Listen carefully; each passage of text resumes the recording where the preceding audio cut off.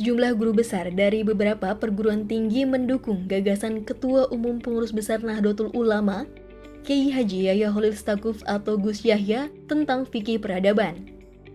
Hal itu dikemukakan dalam seminar nasional bertajuk Prospek dan Tantangan Fikih Peradaban sebagai Solusi Krisis Tata Dunia Global. Kegiatan ini diselenggarakan Sekolah Pascasarjana Universitas Islam Negeri Syarif Hidayatullah Jakarta pada Senin 27 Maret 2023. Sejumlah pakar yang hadir, mulai dari ahli studi Islam, pemikiran, politik, hingga ahli hubungan internasional, menanggapi gagasan dari Gus Yahya yang hadir sebagai pembicara kunci dalam seminar ini. Mereka antara lain Dekan Fakultas Studi Islam Universitas Islam Internasional Indonesia atau UIII Nurhaidin Hasan, Guru Besar Universitas Pelita Harapan Alexius Jemadu, Peneliti Badan Riset dan Inovasi Nasional atau BRIN Siti Zuhro, serta Guru Besar UIN Syarif Hidayatullah Jakarta Alimun Hanif. Dalam kesempatan itu, Gus Yahya menyampaikan bahwa pemikirannya berasal dari rumusan pertanyaan yang diajukan dalam forum ulama. Pertanyaan itu adalah, apakah piagam PBB sah menurut syariat sebagai perjanjian internasional? Kemudian pertanyaan lainnya, apakah perwakilan negara yang non-muslim bisa dianggap sah mewakili umat Islam di negaranya?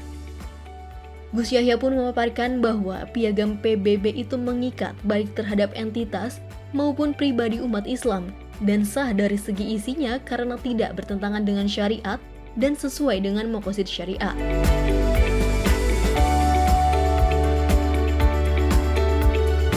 Nah, ini awal mulanya sebetulnya. Di situ tentu ada rangkaian asumsi kenapa itu diperlukan untuk mencegah konflik. Nah, inilah kemudian kami angkat sebagai pertanyaan di dalam Muktamar Fikih Peradaban kemarin. Jadi, pertanyaan kami adalah sebagai perjanjian internasional, apakah piagam PBB itu sah menurut syariat? Nah, ini yang pertama. Itu kan perjanjian internasional ini. Apakah itu sah perjanjian itu menurut syariat? Sah dari segi isinya, sah dari segi pihak-pihaknya, dan sah dari segi semua yang dilibatkan di dalam perjanjian itu. Karena begini misalnya, pertanyaan yang kami ajukan di dalam muktamar itu, apakah para kepala negara yang menandatangani piagam PBB itu sah sebagai wakil dari warga negara masing-masing, termasuk umat Islam yang ada di negaranya walaupun minoritas. Jadi kalau Presiden Indonesia tanda tangan piagam PBB, ya mungkin dengan mudah kita bisa nyatakan Presiden ini sah mewakili umat Islam Indonesia. Tapi Jawaharlal Nehru waktu dia tanda tangan itu sah nggak dia mewakili umat Islam India? Mao Zedong ketika tanda tangan itu, apakah sah dia mewakili umat Islam di Cina? Begitu juga yang lain-lain. Amerika, Eropa, dan lain-lain ini kepala negara ini yang non-muslim, tapi punya warga negara muslim, apakah dia sah menjadi wakilnya umat Islam? Karena ini perjanjian ini harus punya konsekuensi terhadap Islam itu sendiri. Nah, kalau jawabannya sah, berarti isi perjanjian itu mengikat baik kepada entitas-entitas politik maupun kepada pribadi-pribadi muslim di seluruh dunia.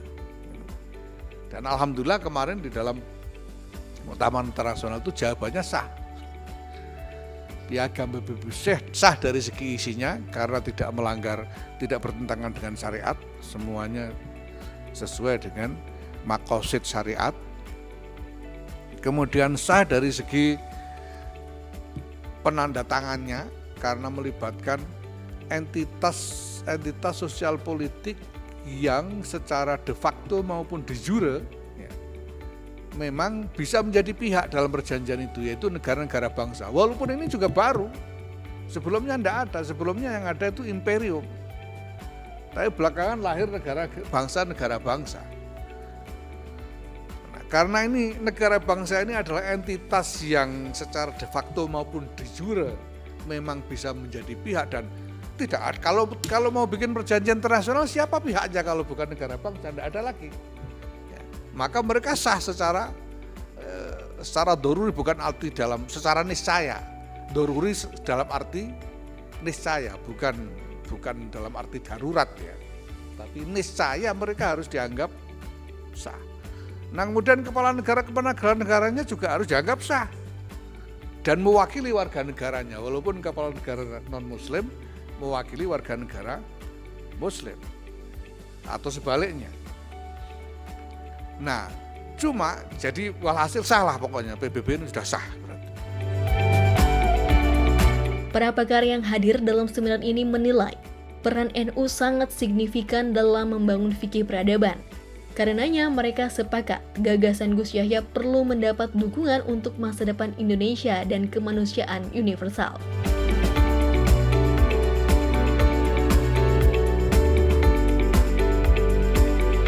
TVNU melaporkan.